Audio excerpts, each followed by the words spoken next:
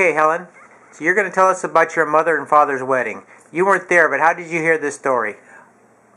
My grandmother told me. Okay. And my mother told me. Oh, there's a tape, all of my mother and what she did and everything. We'll have to listen to that sometime. But we want you to tell us about it. So tell us about their wedding. Well, when they were married, Francis and Frank, they didn't send out any invitations or anything. They just had a note in the paper saying, Francis and Catherine Roster, Catherine Altenhoven Roster are going to be married and all are welcome. And so my mother made 90 cakes like this, angel food cakes, not little bitty ones, angel food cakes. And they had those at the reception, and they had ice cream. The men made the ice cream. And then Grandpa got either a quarter or a side of beef, I'm not sure which it was, and about 3 hams.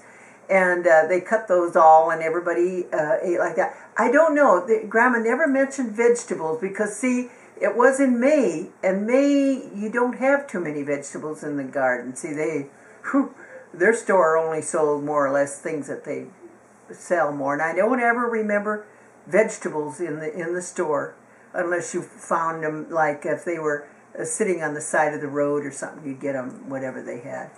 But that's the story of my mother and father's wedding, and she made all those cakes, and she hung them in the basement on a door with wire from the roof because she didn't want anything to get on them, and she had them all covered, of course. But they were on this door, and she kind of propped them, you know, like to prevent them from being crushed or anything. And what year was that, Helen? In 1915. 1915. Yeah. Okay.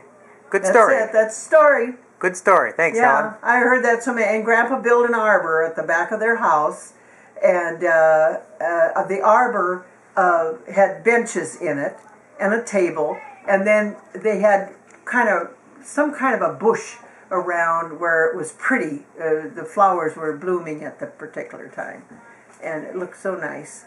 Yeah, Grandma always told me that story, and then Mama told it too. She'd tell what they did. Okay, thanks. Each one of them did their thing. They told me. That's how they pass it on. That's how you're passing it on, Helen. Yeah. Good story. Yeah. Well. Thanks. It's kind of different, you know. Nowadays they work so hard, special clothes and everything. They just, Mama did have a dress. She, her cousin, my grandmother's sister's girl, made the dress. She was a seamstress, and it was her good friends, and so she made the dress for her. And then they used orange blossoms or some kind of a blossom in their veil. I'm trying to think, was it orange blossoms or some kind of blossom? They put that on around it in the head. If you look in that picture in there, you'll see it. Okay. Yeah. All right. Thank you. Yeah.